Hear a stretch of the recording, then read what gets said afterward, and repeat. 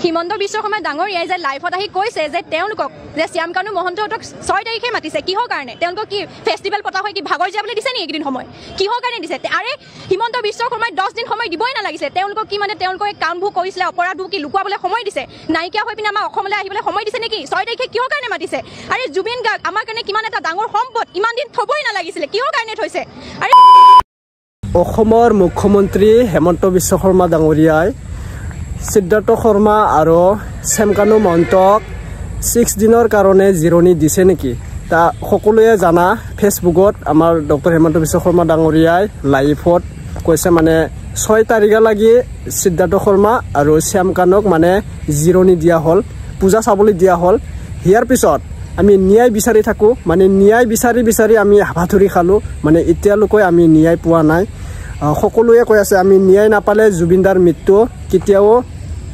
এনেকুৱা আমি মানি ল'ব এতিয়া ন্যায় পাম না নাই আমি সকলোৱে মানে এনেকুৱা এটা বিচাৰি আছো যে জুবিনদাৰ আত্মা শান্তি এনেকুৱা হওক বা এতিয়া জুবিনদাৰ মৃত্যুৰ পিছত এনেকুৱা এজন মানুহে বা মৃত্যু কৰিব খুজিছে বা মৃত্যু হৈছে আপোনালোকে নিউজত গম পাইছা চাগে সকলোৱে নিউজত এনেকুৱা এটা ব্যক্তিক লৈ মানে ন্যায় বিচাৰিব খুজি আছো জুবিনদা আমাৰ অকৰ শিল্পী বুলি নহয় আমাৰ হৃদয়ৰ শান্তি মৰণেৰে আমাক গুণগুণোৱা এজন ব্যক্তি হয় এতিয়া জুবিনদা যদি ন্যায় নাপাম লাইফত অহা টাইমত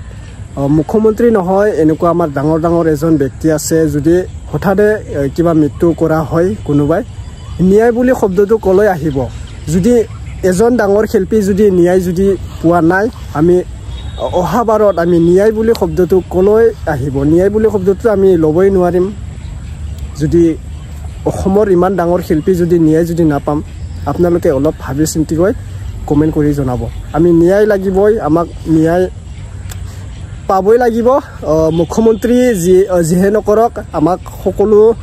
ফেমিলিক আমাক ন্যায় লাগিবই এনেকুৱা এতিয়া আপোনালোকে ভিডিঅ' এটা চাই লোৱা নিউজত এজন বাইদেৱে কি ক'ল মানে ন্যায়ৰ বাবে বা হেমন্ত বিশ্ব শৰ্মা ডাঙৰীয়াৰ বাবে কি ক'ল এই কথাত আপোনালোকে ভিডিঅ'টো চাই ল'ব আৰু শ্বেয়াৰ কৰি দিব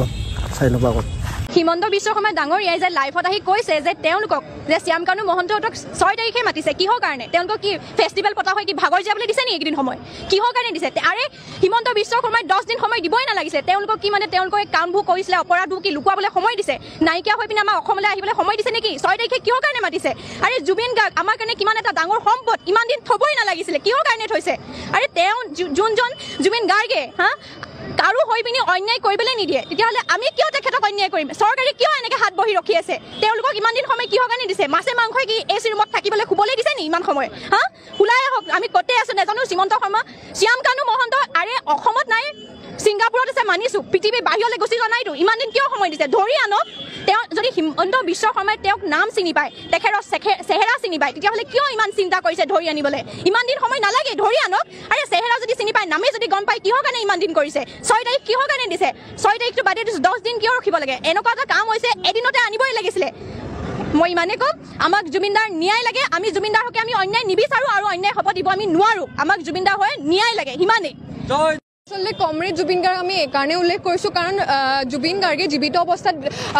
আনুষ্ঠানিক অনুষ্ঠানতে হওক বা ব্যক্তিগত কিবা ইণ্টাৰভিউতে হওক তেওঁ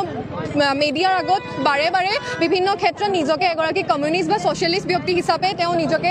পৰিচয় দিয়ে গতিকে আমি বিশ্বাস কৰোঁ জুবিন গাৰ্গৰ কেৱল গায়ক হিচাপে নহয় তেওঁ ৰাইজৰ মানুহ আছিল তেওঁ ৰাইজৰ বাবে গান গাই আহিছিল বিভিন্ন শ্ৰেণীৰ মানুহৰ লগত তেওঁৰ আন্তৰিকতাৰে তেওঁ ভাল ব্যৱহাৰ লগতে তেওঁ বিভিন্ন ক্ষেত্ৰত সামাজিক কাম কৰি আহিছে তেওঁ ৰাইজৰ বাবে কাম কৰিছে গতিকে তেওঁ হৈছে ৰাইজৰ মানুহ গতিকে তেওঁ আমাৰ কমৰেড তেওঁ আমাৰ বন্ধু জুবিন গাৰ্গ গতিকে আমি বেনাৰত এইকাৰণে কমৰেড জুবিন গাৰ্গৰ জাষ্টিছ বিচাৰি আহিছোঁ গতিকে আমি আশা কৰিছোঁ যাতে কমৰেড জুবিন গাৰ্গৰ মৃত্যুৰ অতি সোনকালে তদন্ত হওক তেওঁৰ আত্মাই অতি সোনকালে শান্তি পাওক কেনেধৰণে শাস্তি পোৱাটো বিচাৰিছোঁ আচলতে সেইখিনি সম্পূৰ্ণ আইনীগতভাৱে হোৱা উচিত কাৰণ আমাৰ সংবিধান আছে আমাৰ আইন আছে চৰকাৰে যিমানখিনি কৰিব পাৰে হয়তো সেইখিনি আমি যিখিনি দেখিছোঁ কোনোবাখিনি হেমাহি কৰিছে কাৰণ অতি ধীমা প্ৰচেছৰে তেওঁলোক আগবাঢ়ি আছে যিহেতু 10 দিনত চামন দিছে 10 দিন কেনেকুৱা এটা অদ্ভুত কথা যে 10 দিনত হয়তো এনেকুৱা হ'ব পাৰে তেওঁলোক ক'ত আছে কেনেকৈ আছে আমি নাজানো তেওঁলোকে কেৱল এচি ৰুমত বহি পেলাই ভিডিঅ' পঠাবলৈ সক্ষম হৈছে কিন্তু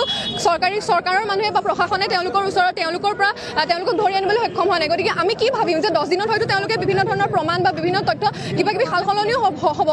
সম্ভৱ হ'ব পাৰে। গতিকে আমি শাস্তি হিচাপে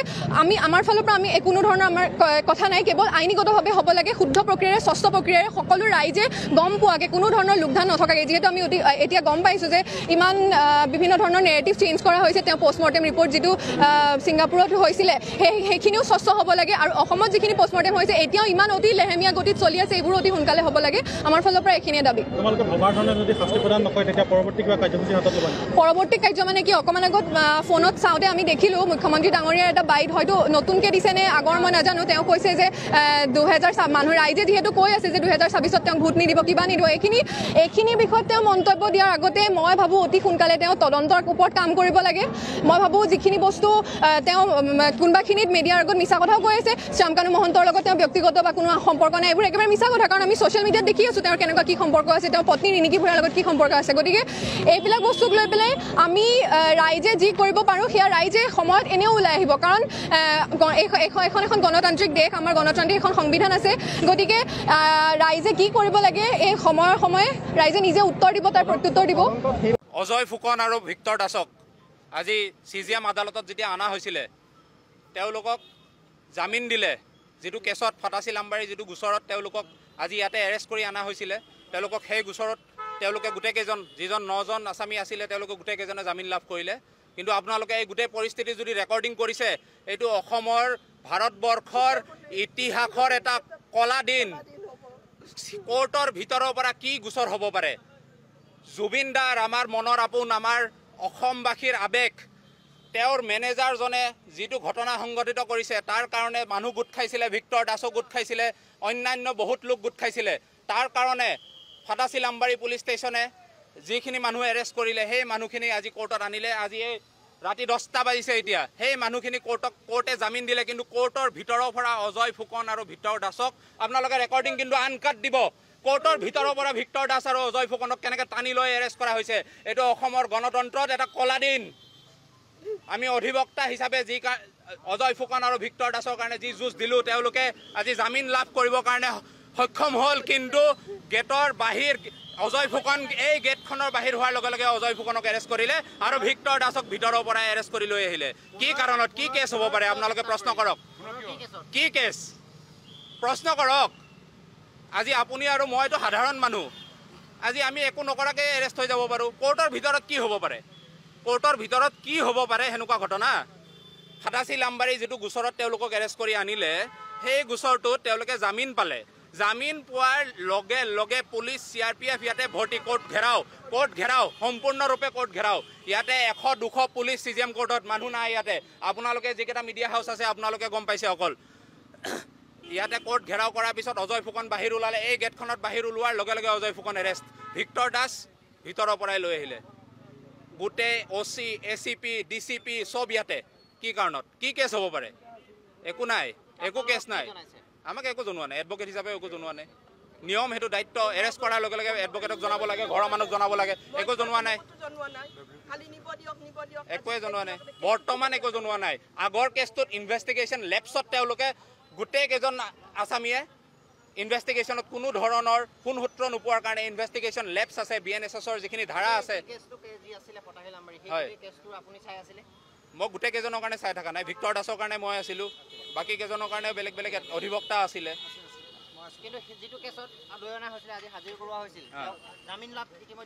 জামিন লাভ কৰিলে নিস্বাৰ্থে, কোনো চৰ্ত নাই, নিস্বাৰ্থে তেওঁলোকে জামিন লাভ কৰিলে। অজয় ফুকন আৰু ভিক্টৰ দাসক আজি CGM আদালতত যেতিয়া অনা হৈছিলে, তেওঁলোকক জামিন দিলে,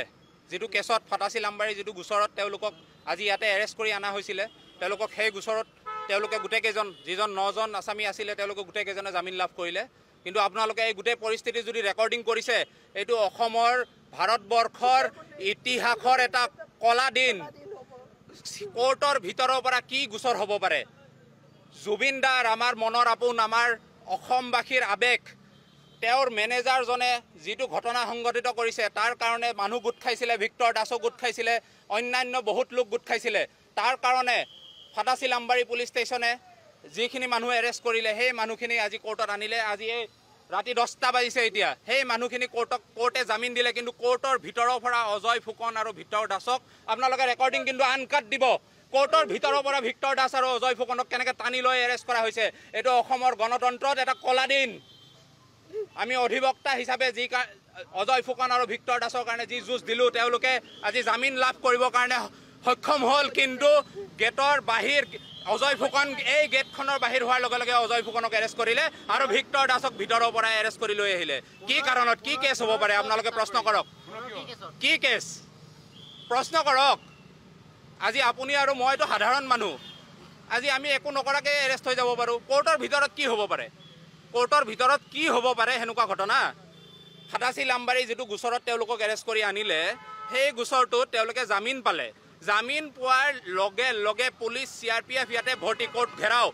ঘেৰাও সম্পূৰ্ণৰূপে কোৰ্ট ঘেৰাও ইয়াতে 100-200 পুলিচ CGM কোৰ্টত মানুহ নাই ইয়াতে আপোনালোকে যিকেইটা মিডিয়া হাউচ আছে আপোনালোকে গম পাইছে অকল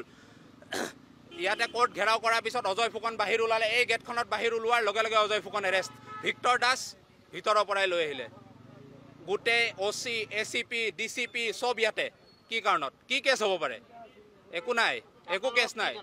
আমাক একো জনোৱা নাই এডভোকেট হিচাপে একো জনোৱা নাই নিয়ম হেতু দায়িত্ব এৰেষ্ট কৰাৰ লগে লগে এডভোকেটক জনাব লাগে ঘৰৰ মানুহক জনাব লাগে একো জনোৱা নাই একোৱে জনোৱা নাই বৰ্তমান একো জনোৱা নাই আগৰ কেছটোত ইনভেষ্টিগেশ্যন লেপছত তেওঁলোকে গোটেই কেইজন আসামীয়ে ইনভেষ্টিগেশ্যনত কোনো ধৰণৰ কোন সূত্ৰ নোপোৱাৰ কাৰণে ইনভেষ্টিগেশ্যন লেপছ আছে BNSSৰ যিখিনি ধাৰা আছে মই গোটেই কেইজনৰ কাৰণে চাই থকা নাই ভিক্টৰ দাসৰ কাৰণে মই আছিলোঁ বাকী কেইজনৰ কাৰণে বেলেগ বেলেগ অধিবক্তা আছিলে